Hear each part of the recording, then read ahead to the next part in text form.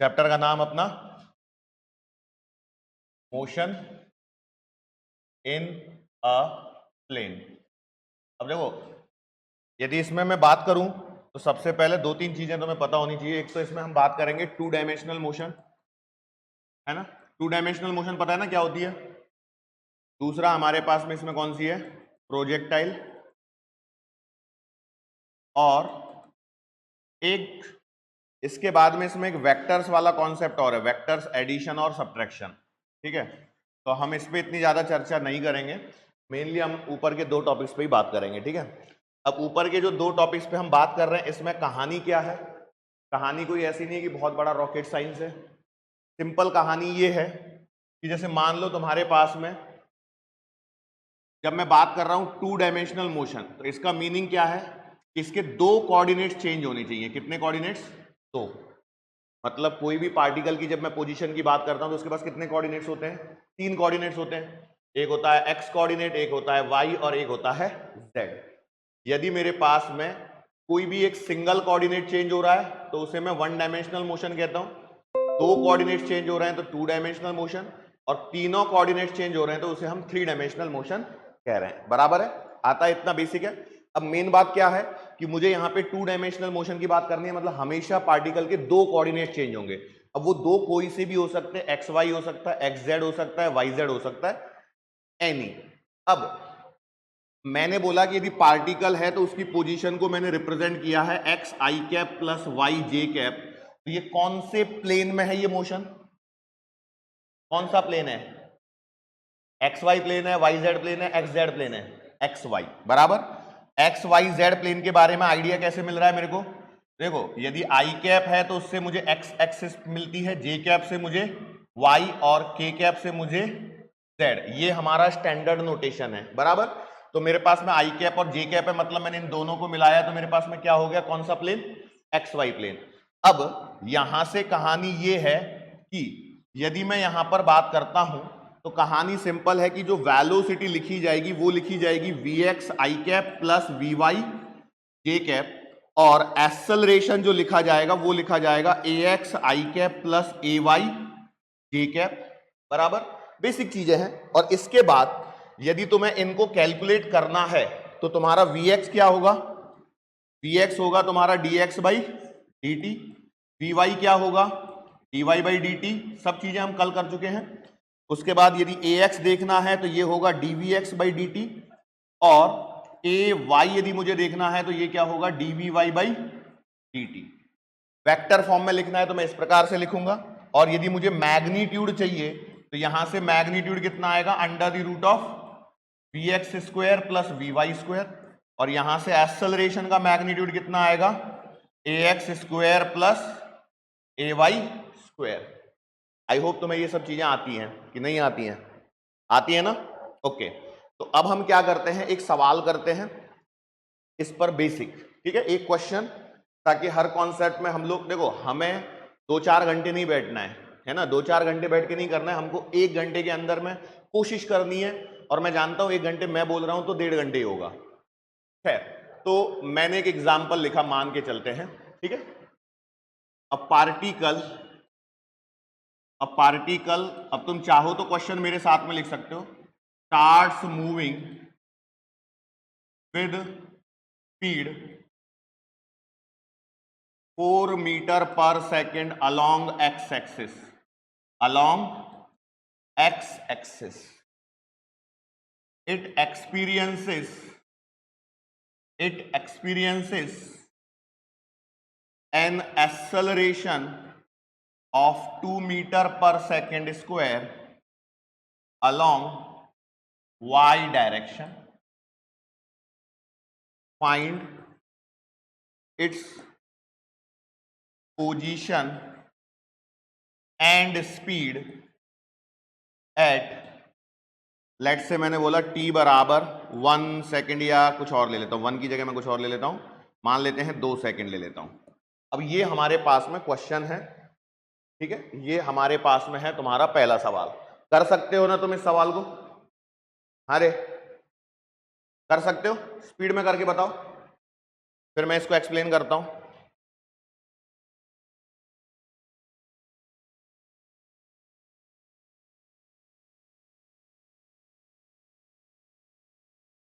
अब इसमें दोनों चीजें निकालनी है, पोजीशन भी और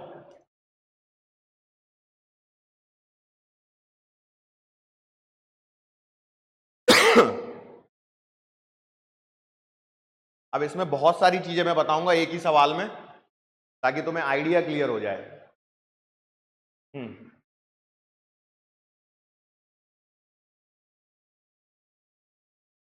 कैसे सोचना है, बेसिक है बेटा ये। तो हम क्वेश्चन को फिर से रीड करते हैं। तुम्हारा आ रहा है ठीक है, नहीं आ रहा है कोई बात नहीं, इधर ध्यान दो, इधर ध्यान दो। मैंने क्या बोला, a particle starts moving with speed 4 metre per second along X axis, बराबर, और उसके बाद बोला it experience an acceleration of 2 metre per second per along Y direction. इसका मतलब क्या हो गया, यहाँ पे एक्स और वाई दो चीजें चल रही हैं। अब दो चीजें चल रही हैं तो भाई मैं सबसे पहले क्या करूंगा, यहां पर ढूंढूंगा कि कहानी क्या है। तो देखो इसमें एक एक्सेलरेशन दिया है जो वाई एक्सिस में, और वो कैसा है, कांस्टेंट या वेरिएबल, कांस्टेंट। यदि एक्सेलरेशन कांस्टेंट है तो हम क्या यूज करते हैं, काइनेमेटिकल इक्वेशन। लेकिन अब यहां पर कहानी जो है वो दो साइड में चलेगी, एक एक्स साइड में और एक वाई साइड में। तो अब देखो उसने क्या गिवन है, गिवन क्या है, तो आपको यूएक्स गिवन है कितना, 4 मीटर पर सेकेंड गिवन है यूएक्स। अच्छा एएक्स गिवन है क्या, नहीं, 0 है, एक्स डायरेक्शन में नहीं है देखो, तो इसका मतलब Vx कितना आ जाएगा, u प्लस 80 करेंगे, लेकिन Ax 0 है तो Vx बराबर Ux, तो Vx तुम्हारे पास अपने आप आ जाएगा 4। अब ऐसे ही इधर देखो तो बेटा यहां पर Uy कितना दिया है, 0, क्यों, पार्टिकल तो x एक्सिस में चल रहा है, y डायरेक्शन में कुछ भी नहीं है। फिर Ay उन्होंने दिया है कितना, 2, बराबर। तो मुझे एक बार काइनेमेटिकल इक्वेशन x डायरेक्शन के लिए लगानी है और एक बार y के लिए। चलो तो x डायरेक्शन में यदि मैं इक्वेशन लगाने की कोशिश करूं तो देखो Vx तो मैंने निकाल लिया, अब और क्या बचा है, x। तो बोलो x कितना आएगा, तो x लिखोगे आप ut प्लस का हाफ at स्क्वायर। तो बोलो x कितना आएगा, u कितना है 4, t कितना है 2 प्लस 0, तो कितना हो गया बेटा, x बराबर हो गया 8। सही है। ऐसे ही अब y डायरेक्शन के बारे में सोचते हैं। y डायरेक्शन में कहानी कैसे बनेगी बोलो, एक मेरे पास आएगा y बराबर, अब देखो मैं इसे प्रॉपर लिख देता हूं, यदि तुम्हें यहां पर समझ में नहीं आया हो तो यहां पर भी x था, कहानी x के लिए अलग y के लिए अलग, तो y बराबर आएगा UYT plus half AY square. तो बोलो y कितना हो जाएगा, 0 प्लस 0 क्यों हो गया, UY 0 है, प्लस हाफ AY कितना है 2, और टाइम कितना है 2 का स्क्वायर, मतलब कितना आ गया 4, y कितना आ गया 4। अब और क्या निकालना है, बोलो और क्या चाहिए मेरे को, स्पीड भी चाहिए। तो स्पीड के लिए देखो Vx तो है, और कौन चाहिए, Vy।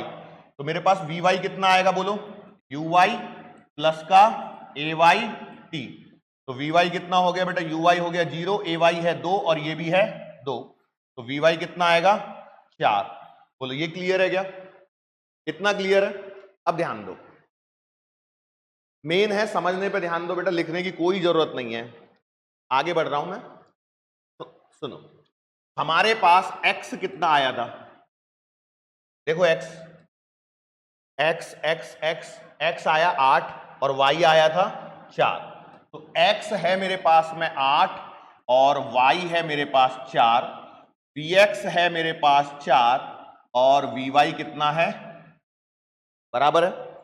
अब सुनो, इसमें कहानी को यदि मैं बात करूं तो देखो, यदि मुझसे पूछता है डिस्प्लेसमेंट, तो डिस्प्लेसमेंट कितना आएगा, under the root of X square plus Y square. Position पूछेगा तो 8i cap plus 4j cap.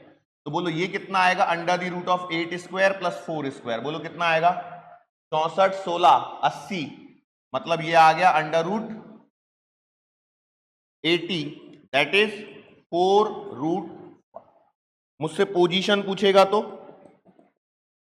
8i cap plus 4j cap. इतना क्लियर है। अब है ना, इसमें एक और सवाल आगे जो जाएगा बनेगा, वो ये है, क्वेश्चन कभी कभी पूछ लेता है find the angle made by position vector made by position vector. अब देखो एंगल कितना आएगा, यदि मैं इसको ड्रॉ करता हूं तो कहानी क्या होगी, देखो ये एक्स एक्सिस ये वाई एक्सिस, यस और नो। अब ये कहां पर होगा पार्टिकल बेटा, एक्स कितना है 8, वाई कितना है 4, मतलब मैं कहीं यहां पर बना दूं 8,4। अब यदि मैंने 8,4 यहां बनाया तो क्या ये ऐसे बन गया आर वेक्टर, बोलो। अब यहां पर दो पॉसिबिलिटी है कि एंगल वो एक्स एक्सिस से भी पूछ सकता है और वाई एक्सिस से, पर हम जो स्टैंडर्ड निकालते हैं वो कहां से निकालते हैं, एक्स एक्सिस से।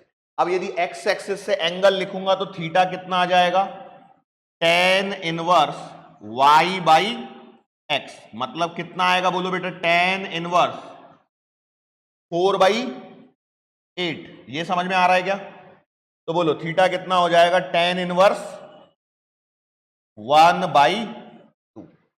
अब ऑप्शन में एक और आंसर ऑप्शन में देगा वो इसके साथ, कौन सा, tan inverse 2।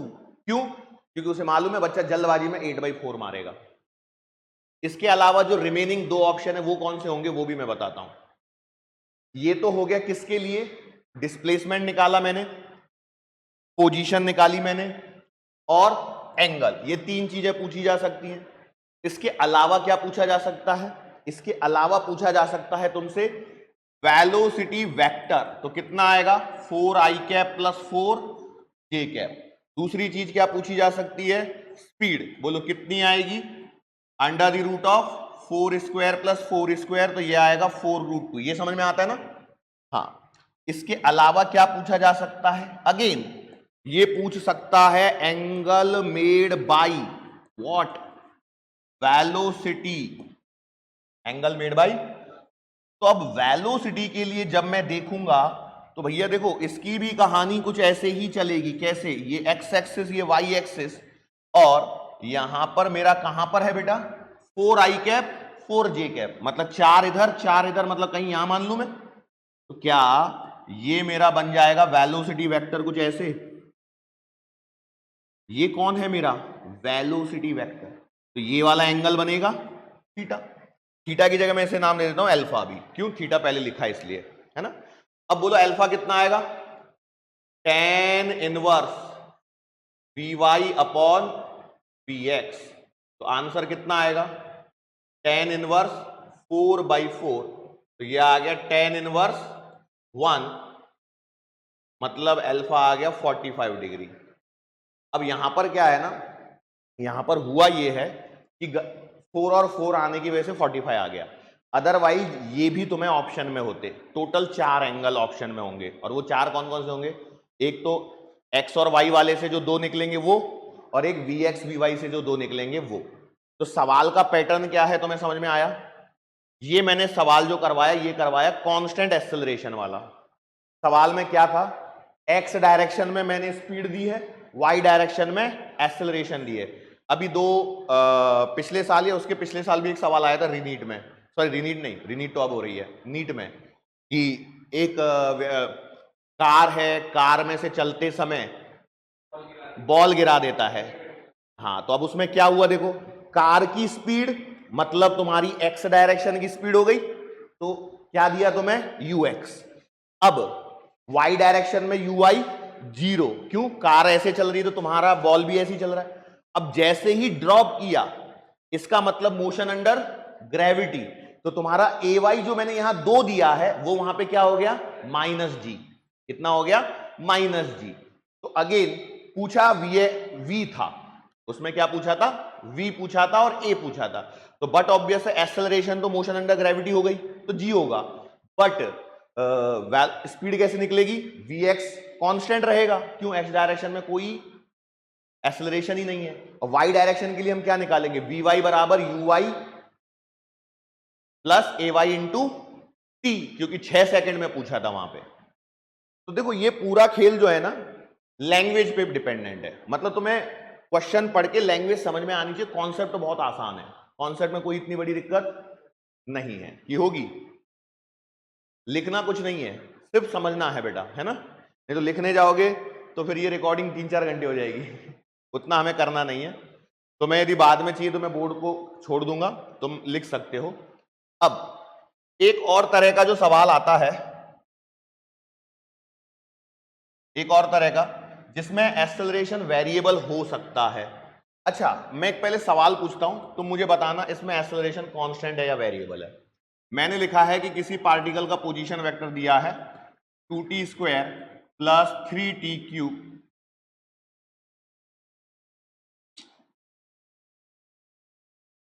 T square i cap plus 4t cube j cap. मुझे बताओ इस पार्टिकल का ये पोजीशन वेक्टर है, इसके एक्सेलरेशन के बारे में कमेंट करो। कर सकते हो? बोलो, देखते ही समझ में आ जाना चाहिए।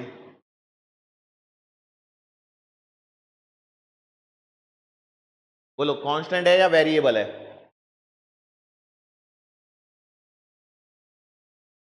कांस्टेंट है या वेरिएबल है? वेरिएबल है, वेरी गुड। देखो क्या है ना, यहां से तुम वेलोसिटी लिखोगे मतलब इसका डिफरेंशिएशन, तो 3 2 जा 6t आई कैप, डिफरेंशिएशन आता है ना भाई, प्लस 4 3 जा 12t स्क्वायर जे कैप। वेलोसिटी कांस्टेंट या वेरिएबल? टी आ रहा है मतलब वेरिएबल।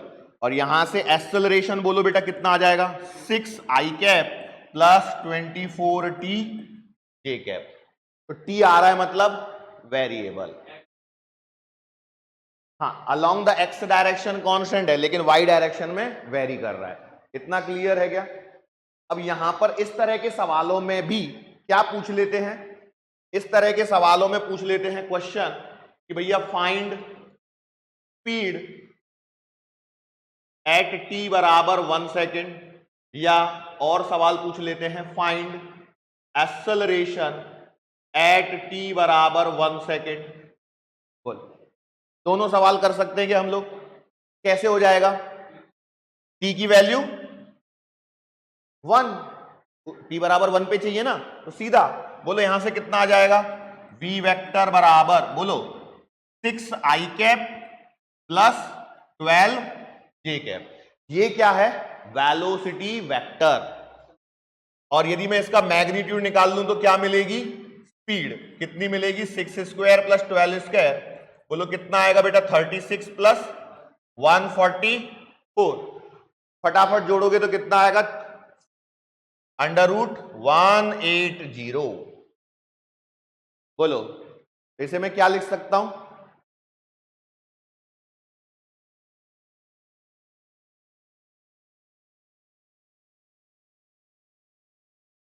वन 180 को क्या लिख सकता हूं मैं? यदि मैं इसके फ्रैक्शन कर दूं तो क्या मैं इसे लिख सकता हूं? देखो कई बार एग्जामिनर ऐसे फंसाता है, 9 इंटू 20 लिख दूं तो सही है क्या? बिल्कुल। और इसे मैं 9 इंटू 4 इंटू 5 लिख दूं तो मैं बेटा समझ में आ रहा? अब देखो इसको यदि मैं रूट ले लूं तो देखो ये आएगा 3 इंटू 2 इंटू रूट 5।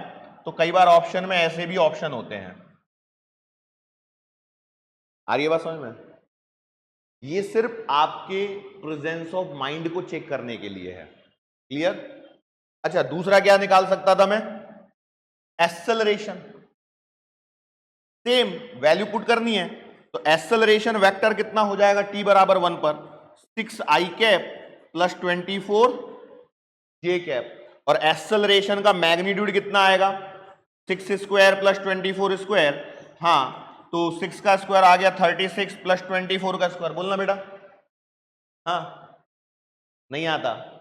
एक बात याद रखो, तुम को 30 तक स्क्वायर्स याद होने ही चाहिए एग्जाम में कैलकुलेशन फास्ट करनी है तो। क्योंकि देखो ये एक एक सवाल ही एग्जाम में मैटर करता है कि तुम एक सवाल को कितना तेज कर पा रहे हो। 576 आएगा, तुम्हें भी नहीं आ रहा था क्या? Very good. 30 तक स्क्वायर याद होनी चाहिए। चलो कोई बात नहीं, अभी याद नहीं है तो देखो कैलकुलेशन की स्पीड फास्ट नहीं रखोगे, स्पीड और एक्यूरेसी का ही तो गेम है ये सब, और किस चीज का गेम है? चलो तो कितना आ जाएगा? 6 और 6 12, 2 1 7 3 10 1 11 1 612। अब इसका आंसर कितना आएगा सोचो, 625 होता तो उसका रूट कितना आता 25, और 576 पे कितना आ रहा है 24, तो 24 से तो बड़ा आंसर आएगा और 25 से छोटा, तो इसका जो आंसर आएगा लगभग लगभग आएगा 24.8। ये अप्रोक्सीमेशन समझ में आया मैंने कैसे अप्रोक्सीमेट किया? अप्रोक्सीमेशन है ये बेटा, टोटली उसके हिस्से कर दो। 576 से 625 कितना हो गया, लगभग 50। 50 को 10 हिस्सों में तोड़ोगे तो एक हिस्सा कितने का मिला, लगभग 5 का। तो मतलब यदि पॉइंट में जब तुम आगे बढ़ोगे तो हर 5 के लिए एक पॉइंट बढ़ा दो। तो 612 मतलब 12 कम है तो मैंने 2 कम कर दिए तो 24.8, एक्चुअली 7 समथिंग आएगा, 24.73 कुछ तो भी।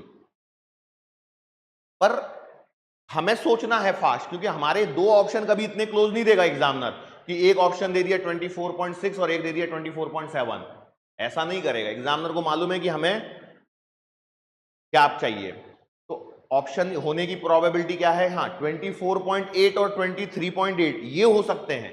क्यों? क्योंकि उसे मालूम है भाई कि तुम्हें कॉमन सेंस भी तो लगाना है थोड़ा सा। खैर, तो ये एक वैरायटी क्लियर है क्या? इसमें भी वही एंगल वाला खेल है, निकाल लोगे? निकाल सकते हो क्या बेटा? देखो जबरदस्ती का हाँ मत बोलो, नहीं निकाल सकते हो तो मैं फिर से बताता हूं। एंगल कैसे निकलेगा? यदि डिस्प्लेसमेंट का पूछा है तो y अपॉन x, तो वो एंगल कहां से मिलता है, फ्रॉम द x एक्सिस। मैं फिर से एक छोटी सी चीज बता देता हूं तुम्हें, ध्यान से समझना। जैसे देखो r वेक्टर बराबर यदि लिखा है x i cap plus y j cap, ठीक है, तो हम इसके लिए करते क्या है, ध्यान से देखना बेटा। देखो ये x एक्सिस, ये y एक्सिस। अब ये जो भी बनेगा, ये जो भी बनेगा r वेक्टर, मैंने माना ये r वेक्टर ऐसे है, r वेक्टर, ठीक है। अब इसमें जो i कैप है वो तुम्हारा रिप्रेजेंट करता है x एक्सिस को, और j कैप जो है वो रिप्रेजेंट करता है y एक्सिस को। अब बोर्ड तो 2D है तो मैं j कैप तो k कैप तो बना नहीं सकता, वो ऐसे आएगा, उसे मैं बना नहीं पा रहा। खैर, तो हमने x और y को बनाया, तो जब भी मैं एंगल ले रहा हूं कहां से, यहां से, कहां से, x से, तो इसे मैंने जब थीटा लिया तो थीटा बराबर होगा tan inverse y coordinate upon x coordinate. हाँ, अरे tan थीटा लिख सकते हो फिर तुम उसे, पर तुम्हें तो एंगल चाहिए। हाँ सॉरी, अरे भाई मुझे तो थीटा चाहिए ना, तो tan इनवर्स में ही आएगा ये।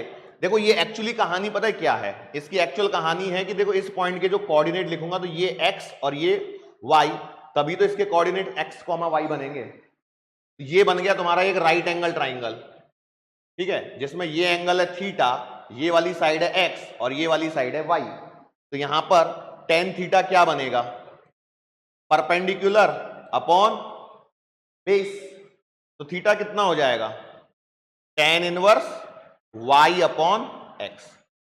एक चीज जो तुम याद रख सकते हो वो ये है कि भैया जहां से एंगल पूछा है उस वाले को डिनोमिनेटर में डाल दो, क्योंकि हो सकता है एग्जामिनर y एक्सिस से एंगल पूछ ले, तो जब y एक्सिस से एंगल पूछा तो x ऊपर आ जाएगा, y नीचे। जिस एक्सिस से एंगल उसे नीचे मैं लिखूंगा यहां पे, क्योंकि ऑनलाइन वाले तो क्या पॉज कर सकते हैं, तुम थोड़ी पॉज कर सकते हो। जिस एक्सिस से एंगल उसे कहां रखोगे, डिनोमिनेटर में, उसे कहां रखना है, डिनोमिनेटर में। क्लियर? इतना सफिशिएंट है 2 डायमेंशनल मोशन के लिए। अब हम कहानी को आगे बढ़ा रहे हैं और कहां पहुंच रहे हैं, प्रोजेक्टाइल मोशन। अच्छा एक काम करो, तब तक तुमको कुछ लिखना है क्या, कहां से लिखोगे, क्योंकि मेरे को पानी पीना है एक्चुअली, तो मैं पानी पी के आ रहा हूं, तब तक तुम ये लिखना है, ये लिखना है, हाँ या ना कुछ तो बोल दो बेटा, मेरे को कैसे समझ में आएगा, तुम्हारे मन की बात है मैं नहीं जान सकता हूं, अंतर्यामी नहीं हो। क्वेश्चन लिखना है कि वो ये वाला क्वेश्चन करना है, हाँ तो तुम इसको लिखो, मैं 2 मिनट पानी पी के आया फटाफट।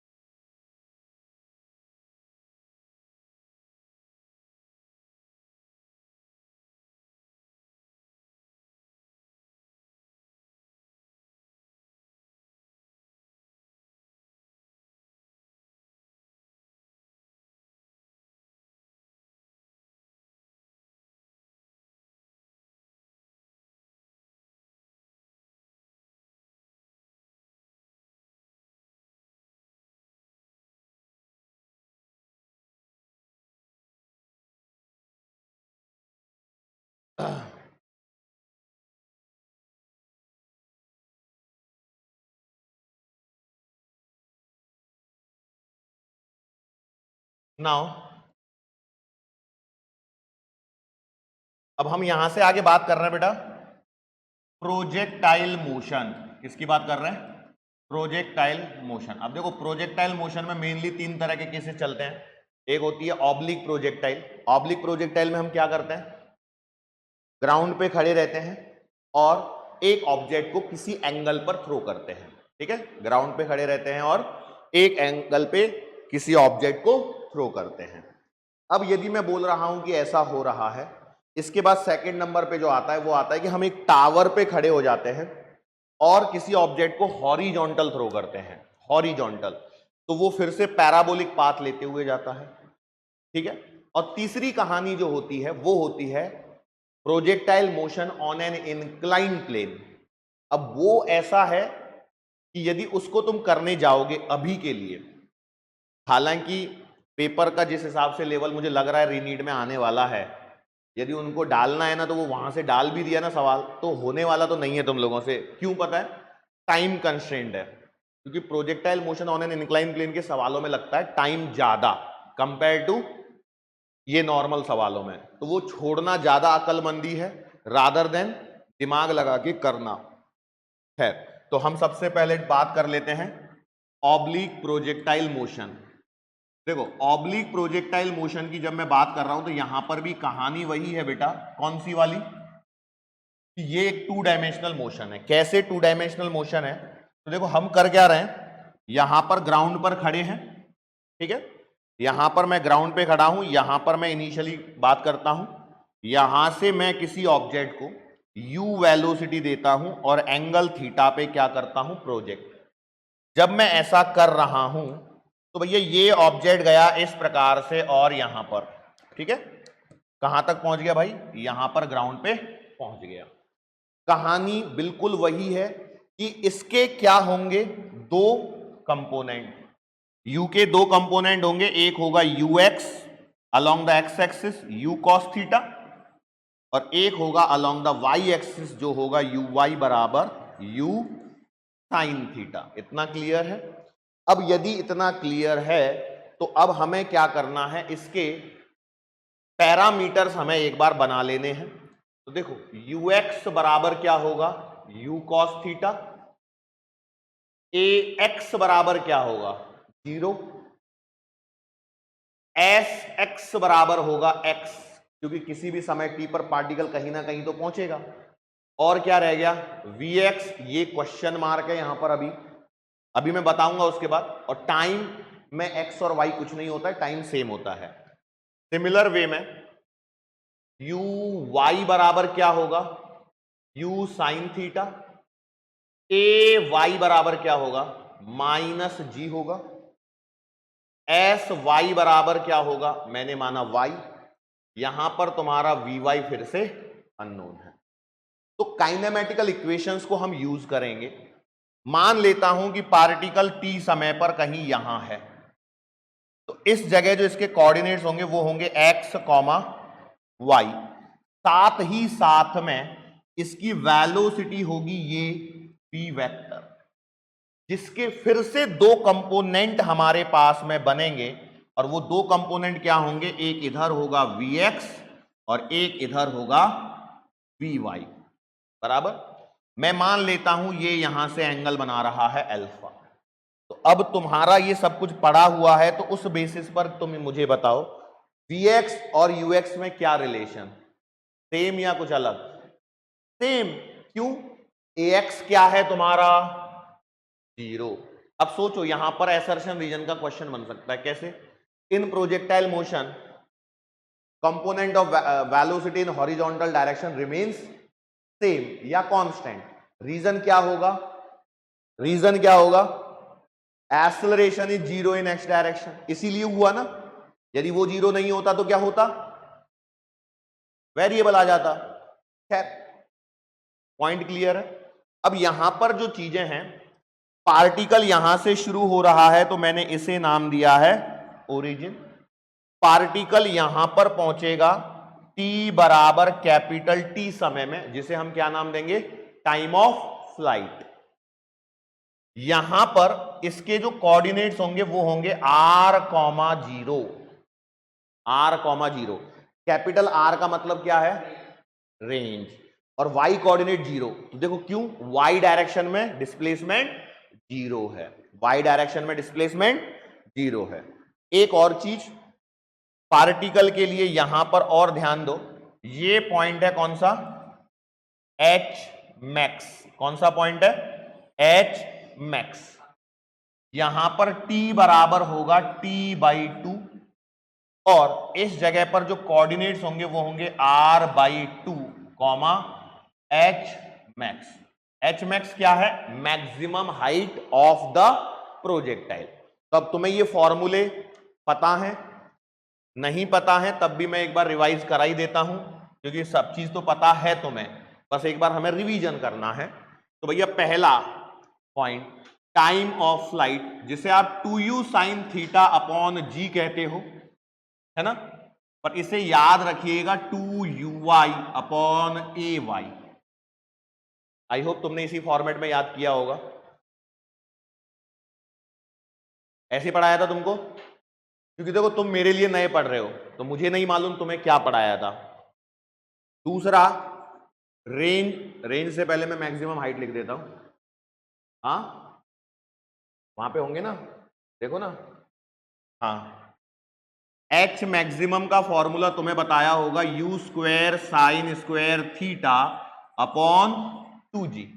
बट इसे याद किस फॉर्मेट में लिखना है, रखना है? uy² upon 2ay। पता है क्यों रखना है? क्योंकि इससे तुम्हें, यदि मान लो projectile motion along the incline plane आ गया तो वहां तुम्हें थोड़ी सी हेल्प मिलेगी। तीसरा है हमारा जो इंपॉर्टेंट फॉर्मूला है वो है रेंज। रेंज का फॉर्मूला तुमको याद होगा u² sin 2 theta upon g। इसे तुम लिखोगे 2u cos थीटा। ये समझ में आ रहा है ना? मैं इसको डायरेक्ट ब्रेक करके लिख दूं अभी।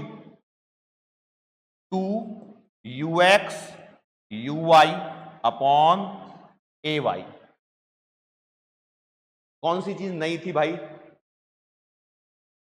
तू तो बोलना ही मत कि तुमको नहीं पढ़ाया था। ये हो ही नहीं सकता, क्योंकि तुम जहां से आए हो ना वहां पे ऐसी छोटी छोटी चीजें छोड़ी नहीं जाती। तुमने क्लास छोड़ दी होगी वाला ही, क्योंकि ये तो सबसे इंपॉर्टेंट है।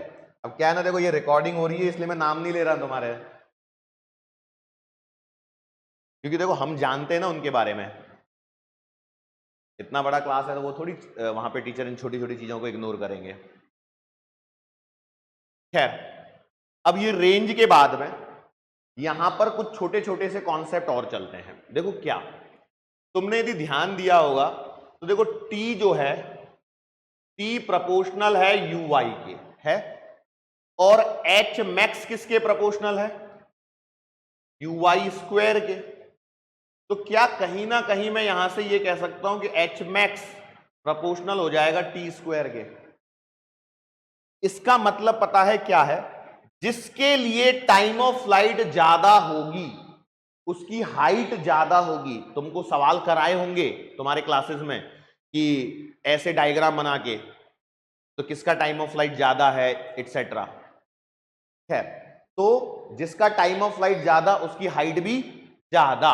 जिसकी टाइम ऑफ फ्लाइट ज्यादा उसकी हाइट भी ज्यादा, और वाइस वर्सा, जिसकी हाइट ज्यादा है उसके लिए टाइम ऑफ फ्लाइट भी ज्यादा। बराबर है क्या? इसमें कोई डाउट? नाउ आगे बढ़ते हैं हम लोग। कुछ बातें हमें करनी है रेंज के लिए। एक कॉन्सेप्ट होता है सेम रेंज का। तो सेम रेंज का कॉन्सेप्ट क्या कहता है? क्या कहता है बेटा? Range will be same for complementary angles. याद है? यदि θ1 बराबर थीटा है और इसके लिए रेंज r1 बराबर r है, तो θ2 यदि 90 माइनस थीटा होगा, इसकी रेंज r2 बराबर क्या होगी? r ही होगी। कॉम्प्लीमेंट्री एंगल मतलब एक 30 है तो दूसरा 60, एक 40 है तो दूसरा 50, कॉम्प्लीमेंट्री एंगल। बट यहां पर याद रखना, if initial velocity is constant. ये कब होगा? जब इनिशियल, कई बार है ना स्टेटमेंट लिख देते हैं। स्टेटमेंट में देखो अभी एनटीए बहुत चालाकी से फंसाने वाला है इन छोटी छोटी बातों पे। अभी तुमने पेपर दिया था ना, उसमें देखा था ना, छोटे वर्डिंग से उसने फंसाया है। एक दो क्वेश्चन ऐसे हैं, प्रिज्म वाला सवाल था ना, और एक और था इलेक्ट्रोमैग्नेटिक वेव का शायद सवाल था, शायद, मुझे एग्जैक्टली याद नहीं क्योंकि मैं पेपर इतना ढंग से देख नहीं पाया। अरे था ना एक सवाल, उसमें भी ऐसी छोटी शब्दों पे फंसाया था। तो ये कॉम्प्लीमेंट्री एंगल की कहानी कब वैलिड है? जब इनिशियल वेलोसिटी कांस्टेंट है तो ही है। इसके बाद एक अगला मुद्दा, दूसरा मुद्दा जो रेंज में तुम्हें इंपॉर्टेंट है, वो है मैक्सिमम रेंज। मैक्सिमम रेंज का तो बोलो, मैक्सिमम रेंज की कहानी क्या है? Range will B maximum. Range कब मैक्सिमम होगी? बोलो कब मैक्सिमम होगी? एट थीटा बराबर 45 डिग्री। और ये कितनी आएगी भैया?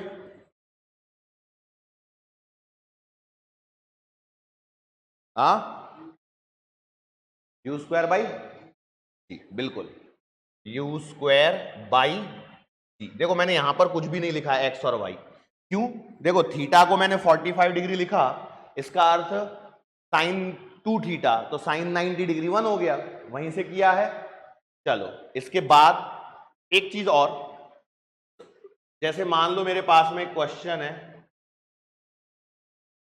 For which angle range is maximum, range is maximum, और मैंने 4 ऑप्शन दिए हैं, पहला, दूसरा, तीसरा, चौथा।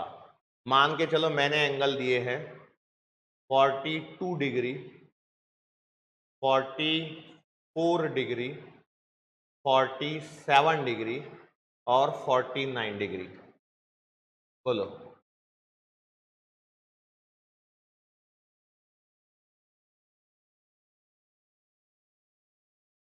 किस एंगल के लिए रेंज मैक्सिमम होगी यदि इनिशियल वेलोसिटी मैंने कांस्टेंट रखी है 4 केस में?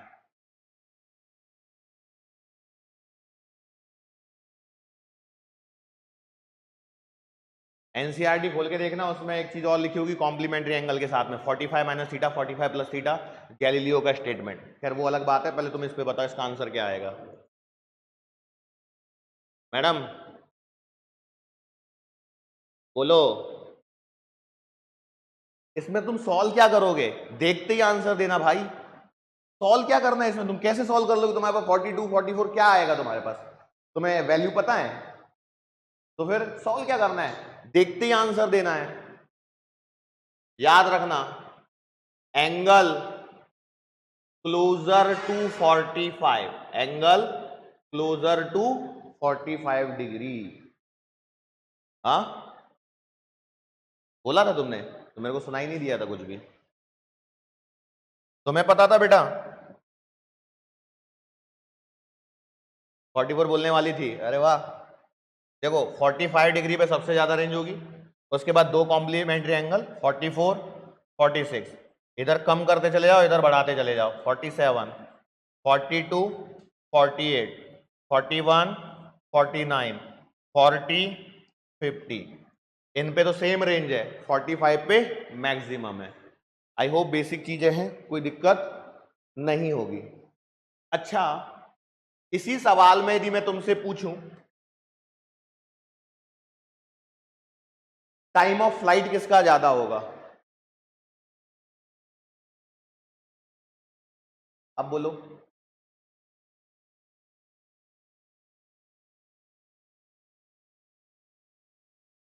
बोलो बोलो बोलो, टाइम ऑफ फ्लाइट किसका सबसे ज्यादा होगा इन चारों में? हाँ 49, बिल्कुल इसका टाइम ऑफ फ्लाइट सबसे ज्यादा होगा। और चूंकि टाइम ऑफ फ्लाइट सबसे ज्यादा है तो हाइट भी मैक्सिमम इसी की होगी, बराबर। क्योंकि इसमें कोई ऐसा नहीं है, इसमें तो भैया साइन थीटा मैक्सिमम होना चाहिए। और साइन थीटा कब मैक्सिमम होता है? जितना एंगल 90 के क्लोज होगा, जितना एंगल 90 के क्लोज होगा। कुछ लिखना तो नहीं है ना, सब आता है। अब एक सवाल और कुछ छूटा है, एक सेकंड में चेक कर लूं क्या कुछ छूटा तो नहीं है। जल्दबाजी में क्या होता है ना, कई बार कुछ चीजें रह जाती हैं जो बताई नहीं जाती हैं। हाँ, अब देखो इसमें डिस्प्लेसमेंट, वेलोसिटी, ये सब चीजें निकाल पाओगे क्या? डिस्प्लेसमेंट, वेलोसिटी, अरे भाई देखो, जैसे मान के चलो मेरे को x निकालना है तो x कितना आएगा? ux t plus half ax t square, सही बात है। और y कितना आएगा? uy t plus half ay t square. Values को चलो पुट कर दो तो x बराबर आएगा u cos theta into T, ये तो जीरो हो जाएगा। और y कितना आएगा बेटा? u sine theta into T minus half G T square. तो यहां से इन दोनों से मुझे क्या मिलेगा? r वेक्टर मिलेगा x I cap plus y J cap. तो r कितना मिलेगा? Under the root of X square मतलब u cos theta into T का होल स्क्वायर और plus u sine theta into T, sorry, minus half G T square का whole square. या फिर तुम t की वैल्यू पहले पुट कर दो, वो ज्यादा आसान है, वो ज्यादा आसान है, t की वैल्यू पहले पुट कर दो, पर कर सकते हो। अच्छा, दूसरा कौन निकालना है हमको? वेलोसिटी पूछ सकता है, स्पीड पूछ सकता है। तो स्पीड कैसे निकलेगी? vx बराबर ux, ये तो आ जाएगा u cos थीटा। और vy कितना आएगा बेटा? uy प्लस का ay इंटू टी, कितना आ जाएगा? u साइन थीटा माइनस का gt। और यहां से फिर तुम क्या लिख सकते हो? यहां से क्या लिख सकते हो? v वेक्टर बराबर vx, तो u cos theta i cap और प्लस प्लस क्या? py, तो vy कितना? u sine theta minus g t j cap. तुम लोग मुझे ऐसे क्यों लग रहा है, तुम जैसे डर रहे हो कि माइक में आवाज नहीं आ जाए तुम्हारी गलती से। चेहरा तो आने वाला भी नहीं है, पर आवाज भी नहीं आएगी, चिंता मत करो। इसने मेरी आवाज को कैप्चर कर रखा है, ये मेरी आवाज को पकड़ेगा, तुम्हारी किसी की आवाज नहीं आती इसमें। हाँ भाई, ये क्लियर है? हाँ,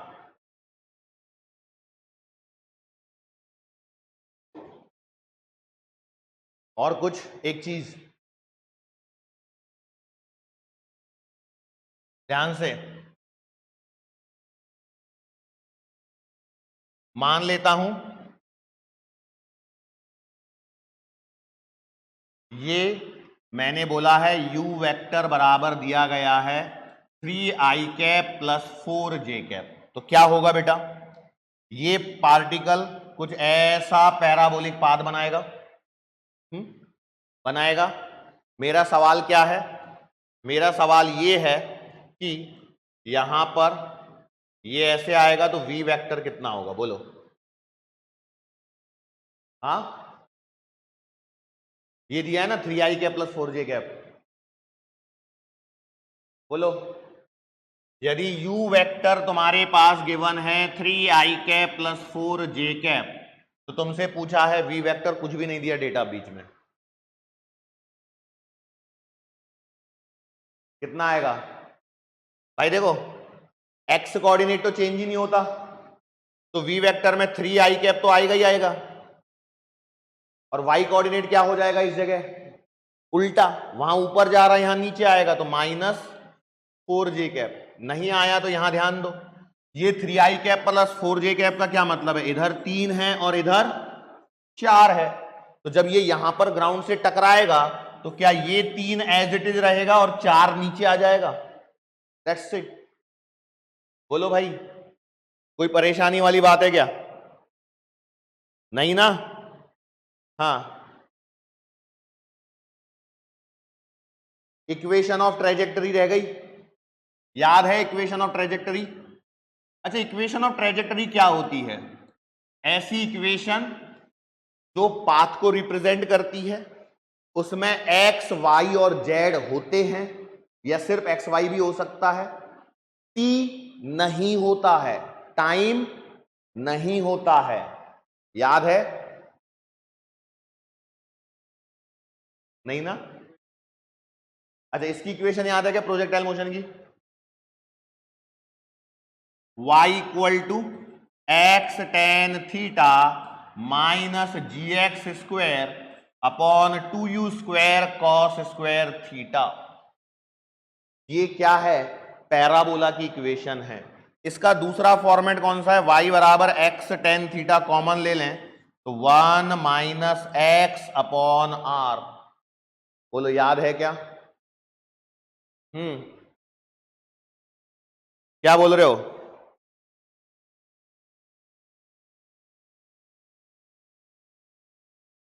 अब इसमें क्या होता है, इसमें सवाल कैसा बनता है? इसमें सवाल कुछ ऐसा बनता है, मान के चलो मेरे को दिया है y बराबर √3x minus G X square upon 2। ये क्या हो गई? प्रोजेक्टाइल की इक्वेशन। इसमें क्या क्या सवाल पूछे जाते हैं बताओ? देखो, मैं तुमसे ही चाह रहा हूं जानना, क्योंकि तुम्हें पता तो होना चाहिए यार। तुम अभी 20 दिन बाद 30 दिन बाद नीट दोगे, तो तुम्हें ये तो पता होना चाहिए तुम प्रिपरेशन कर रहे हो तो क्या पूछ सकते, तुमने किस लेवल पे प्रिपरेशन करी है। पहला क्वेश्चन इसमें पूछ सकते हैं एंगल ऑफ प्रोजेक्शन, बोलो यस और नो, एंगल ऑफ प्रोजेक्शन। दूसरा पूछ सकते हैं इनिशियल वेलोसिटी, इनिशियल वेलोसिटी। अब ये दोनों यदि तुम्हें मिल गए तो इसके बाद फिर तुम रेंज निकाल सकते हो, टाइम ऑफ फ्लाइट निकाल सकते हो, मैक्सिमम हाइट निकाल सकते हो, कुछ भी निकाल सकते हो। तो इसकी शुरुआत कैसे करोगे बोलो? कैसे करोगे?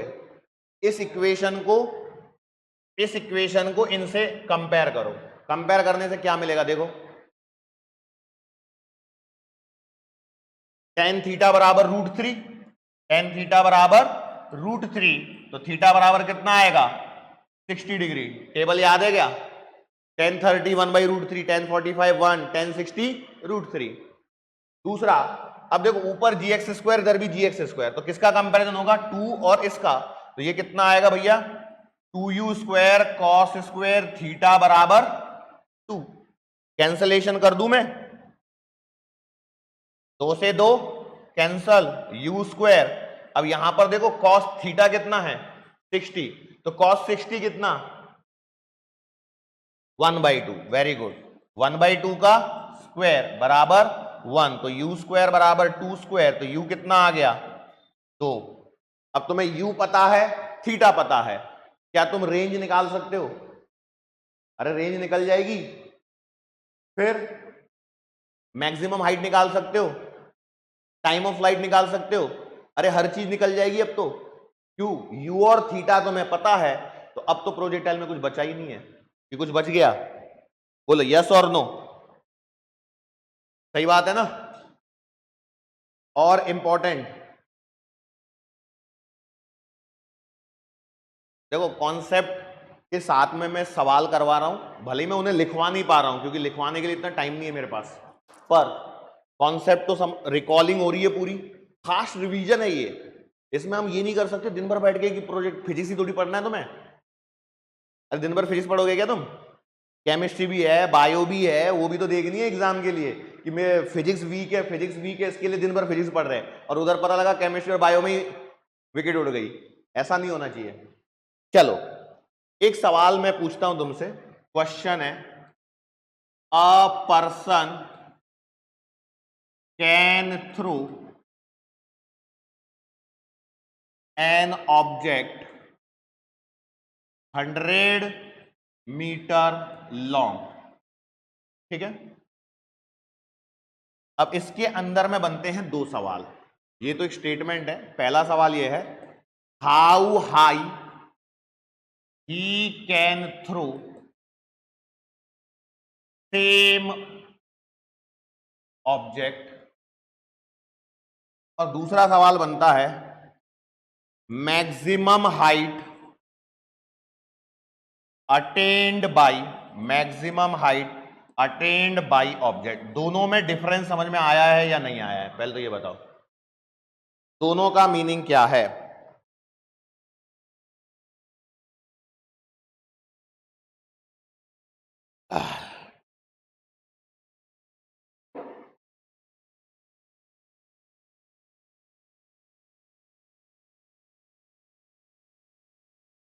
हम्म,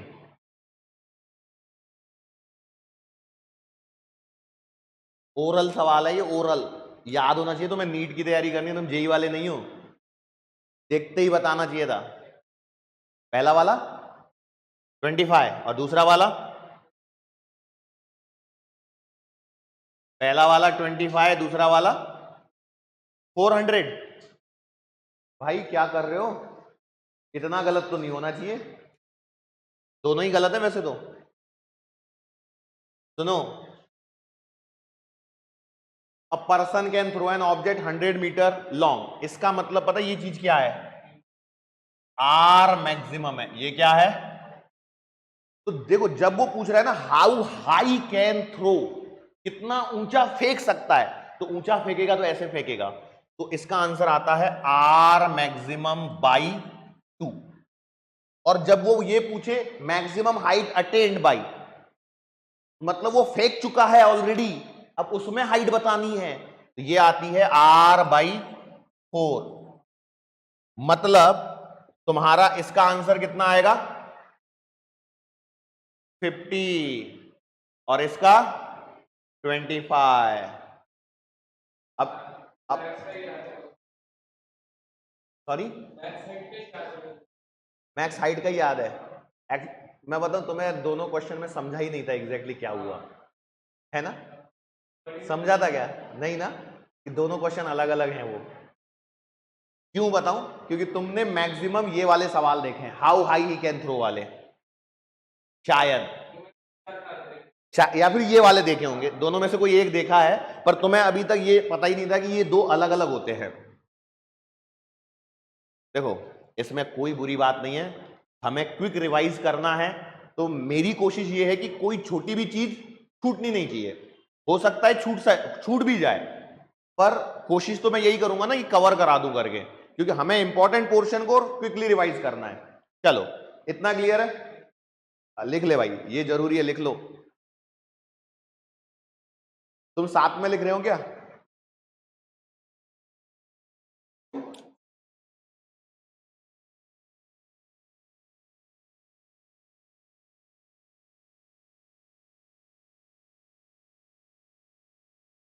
हो गया?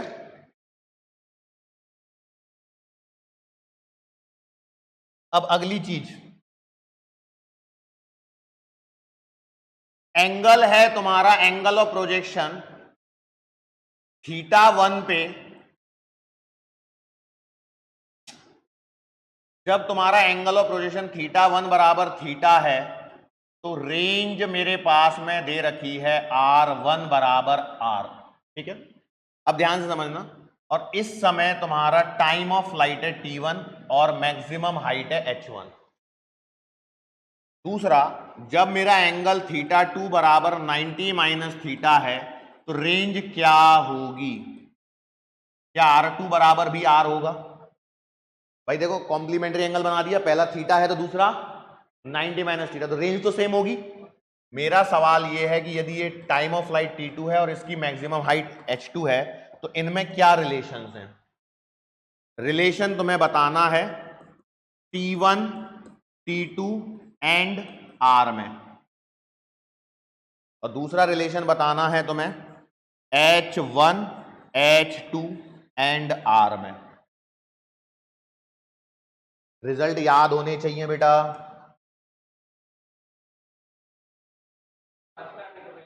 अरे इसमें T1 और T2 और R आने चाहिए, इसमें H1 H2 और R आने चाहिए।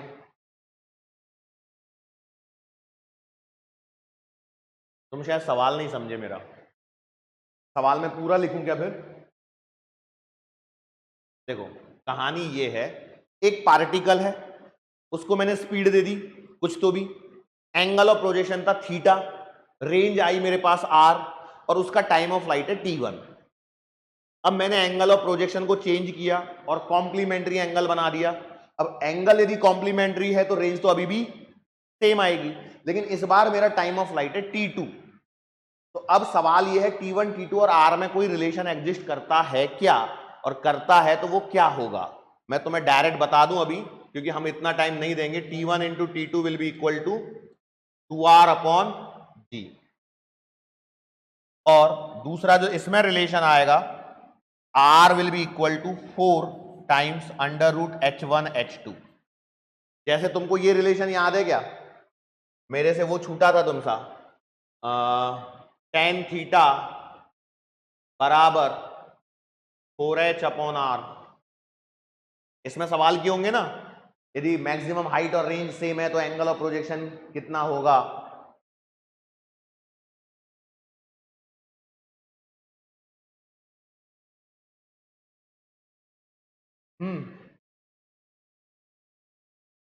अरे पहली बार देख रहे हो क्या ये सवाल किया है? नहीं किया है?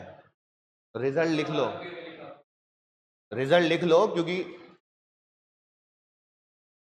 सॉरी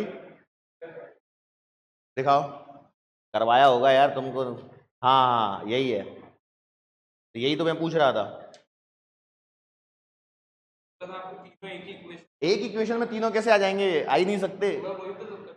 नहीं तो मैंने बोला ना T1 T2 और R में एक रिलेशन चाहिए, H1 H2 और R में एक रिलेशन चाहिए, दो ही तो चीजें थी वो, और ये न्यूमेरिकल होते हैं बेसिकली। पर हम लोग क्या है ना, इसको एज अ रिजल्ट क्यों याद रखते हैं? हम नीट वाले हैं, नीट वाले नहीं होते, जेई वाले होते ना, हम इसको रिजल्ट पे थोड़ी बतवाता। मैं तो सीधा सवाल बोलता, भाई सवाल है, करो, खत्म करो उस कहानी को।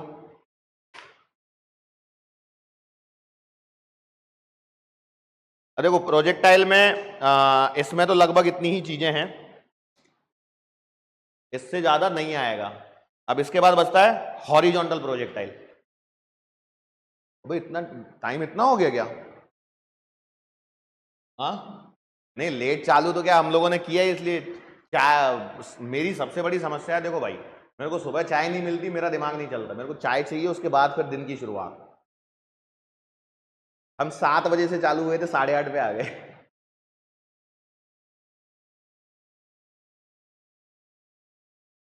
ये परेशानी 2-3 दिन की और है, मेरी फैमिली एक बार आ जाएगी तो उसके बाद मेरे को सुबह 6 बजे ही चाय मिल जाएगी। 2-3 दिन में फैमिली मोस्ट प्रोबेबली आ जाए। हाँ 9:45। मेरे को घड़ी पहनी है क्या तुमने? हाँ हाँ, तो है ना, देखो अभी हो रहे हैं 9:45, 9:55 पे मुझे याद दिला देना, मेरे को टिकट निकालना है तत्काल का, तो उस समय फिर तुम्हारा ब्रेक ही मान लो। अभी बनाई कहाँ है? मैंने नहीं बनाई ना, सुबह एक दिन में सब काम नहीं होता, शाम को ही डीपीएस मिलेगी। अरे रात में मतलब तुम क्या चाहते हो, मैं जिंदा रहूं कि ना रहूं? हाँ तो डीपीएस शाम को मिलेगी, डेफिनेटली मिलेगी, शाम को मिलेगी बरोबर, पर टाइमिंग वही कि 5। हाँ हाँ हाँ, वो मैं बना दूंगा, उसका तुम चिंता मत करो, उसकी भी मैं पूरी कोशिश करूंगा। हाँ वो मैं 60 तो करने की कोशिश करता हूँ, 90 तो बहुत मुश्किल हो जाता है, क्योंकि फिर तुमको भी देखो, तुम्हें एक्चुअली परेशानी पता है क्या हो रही है? तुम्हें लग रहा है कि तुम्हारी फिजिक्स वीक है करके, इसलिए तुम डर रहे हो। एक्चुअली मैं बताऊं, इतनी भी वीक नहीं है, इतनी भी वीक नहीं है जितना तुम समझ रहे हो। और एक बात और सुनो, यदि पेपर खतरनाक आया ना, तो तुम्हारे अकेले के लिए थोड़ी आएगा, वो तो सबके लिए आएगा। और एबव एवरेज तैयारी करके रखना जरूरी है, तो तुम एबव एवरेज तो ऑलरेडी तैयारी कर रहे हो। हाँ अब तुम थोड़ा कंफ्यूज हो जाते हो बीच में, देखो उसमें कोई दिक्कत नहीं है भाई, इंसान हो ना, हो सकते हो कंफ्यूज, मशीन थोड़ी हो तुम। तो बस हमें बस अपने को यही रखना है कि हाँ अभी हो जाओ ठीक है, डॉक्टर बनने के बाद मत हो जाना बस। नहीं तो पता लगा कोई दिल का मरीज आया, तुमने दवाई कहीं और की दे दी। चलो, तो प्रोजेक्टाइल मोशन में इतने ही है। अभी तुमने सवाल किए होंगे, एक सवाल हमको करना चाहिए क्या? बोलो बोलो बोलो। चलो एक सवाल कर लेते हैं, क्वेश्चन मान लेते हैं, a particle is throne with speed 50 meter per second at an angle of 53 degree from vertical. Find T, R, H, और क्या फाइंड करना है इसमें? बस करो फटाफट।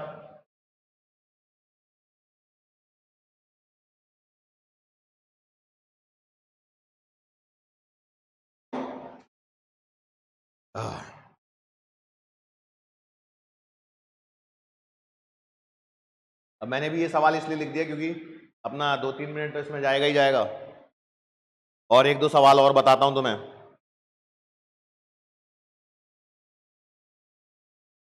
जल्दी करो। तुम लोग का क्या हाल है ऑनलाइन वालों? तुमसे भी बातें कर लूं थोड़ी सी। तुम सवाल करो भाई, तुम इधर मत देखो।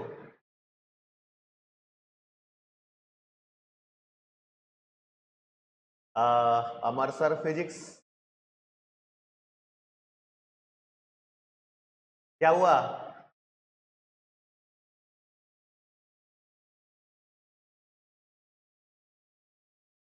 चल रही है तैयारी कैसी? शुरुआत है अपनी। करो सवाल और लिखो कमेंट में आंसर। हाँ, मैं भी मेरा स्टार्ट कर देता हूं, कोई नहीं। Particle is thrown with speed 50 metre per second at an angle of 53 degree from vertical. बहुत आसान सवाल, पिछले 3 सालों से ऐसे सवाल आ रहे हैं, बहुत ज्यादा रॉकेट साइंस के सवाल नहीं आ रहे हैं, तो हमसे कम से कम ये वाले सवाल गलत नहीं होने चाहिए। तो भाई देखो, हम तो ये करते हैं, सिंपल सी बात ये है, एक्स एक्सिस वाई एक्सिस बनाओ और अपना शुरू हो जाओ कि देखो मैंने इस पार्टिकल को थ्रो किया है 50 मीटर पर सेकंड की रफ्तार, और वर्टिकल से एंगल है। बहुत बच्चों से सिली मिस्टेक हुई है, 2025 में भी ऐसा ही सवाल था, हल्का फुल्का सही, 25-24।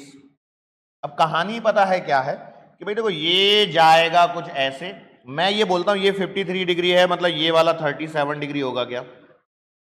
अब क्या आपको इसके कंपोनेंट निकालना आता है? मैडम, साइन 37 कितना होता है? तो मुंडी नीचे करके क्या कर रही हो? क्वेश्चन लिख रही हो इतनी देर से? तो साइन 37 डिग्री की वैल्यू बताओ। नहीं पता? हाँ बोलो, आती है किसी को तो? याद रख लेना, tan 37 डिग्री की वैल्यू होती है 3/4, साइन 37 आएगा 3/5, कॉस 37 डिग्री आएगा 4/5। एक याद है ना तुम्हें? तो tan 37 यदि 3/4 है, तो देखो ये बन गया तुम्हारा राइट एंगल ट्राइंगल, ये 37 डिग्री, ये हो जाएगा 3 और ये हो जाएगा 4। यदि ये 4 हुआ तो यहां से देखो ये हाइपोटेन्यूस बनेगा 5, ये एंगल आएगा 90 डिग्री का, तो ये बचा वाला एंगल कितने का आएगा? 53 डिग्री का। तो यदि मैं तुमसे पूछ रहा होता, मान लो यहां पर साइन 53 डिग्री, तो कितना आंसर आता? देखो 4/, एक ही याद रखना है बस, ये वाला, इससे सब आ जाते हैं। हालांकि हो सकता है वो तुम्हें एंगल की वैल्यू दे दे ना दे, कोई गारंटी नहीं है, देता है कोई अभी, पर मेरे हिसाब से तो नहीं देनी चाहिए, क्योंकि बच्चों को ये स्टैंडर्ड एंगल आने ही चाहिए वो। अब देखो, तो मैं इसको लिखूंगा तो ये आएगा 50 cos 37, तो cos 37 4/5, तो 4/5 करोगे तो ये कितना आ गया? 40। इधर वाला कितना आएगा? 30। अरे ये 50 है ना बीच वाला, तो देखो वो 50, इधर का यदि 40 है, इधर का 3 है, यहां तो 30। तो अब तुम्हें यूएक्स यूवाई तो सब मिल गए। अब पहला आंसर क्या चाहिए, टाइम ऑफ फ्लाइट। बोलो क्या, 2 अपॉन जी। तो 2 कितना 30, जी कितना 10, आंसर आ गया 6। एच मैक्सिमम बोलो कितना आएगा, UY² अपॉन 2G। UY कितना है 30 इंटू 30 डिवाइडेड बाई 2 इंटू 10, एक जीरो कैंसल, 15 × 45, 45 मीटर। और कौन रह गया, रेंज। रेंज कितनी आएगी बेटा, 2UX UY अपॉन जी। तो यह आएगा 2 इंटू 30 इंटू 40 अपॉन 10, एक जीरो को उड़ा दो, 4 × 12 × 24, 240 मीटर। बाकी अब कोऑर्डिनेट्स वगैरह सब निकाल सकता हूं मैं, यस और नो, श्योर है ना।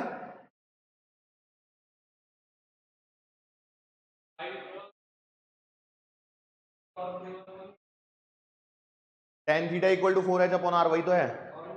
और कौन सा है, और तुमने कौन सा पढ़ा है, तो तुमने पढ़ा है तो वो मुझे बता दो, शायद मुझे ना पता हो। नहीं मुझे नहीं पता, मुझे सिर्फ इतना ही पता है।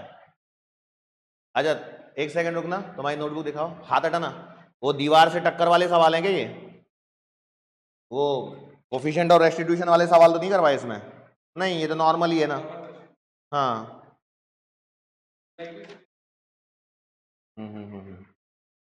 एक तो तुम्हारी हैंडराइटिंग इतनी जबरदस्त है कि मेरे को कुछ नहीं समझ में आता, मैं पढ़ ही नहीं पा रहा हूँ इसको।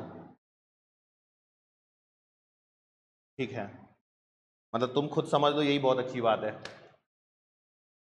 हाँ बेटा चलो आगे बढ़ रहे हैं हम लोग।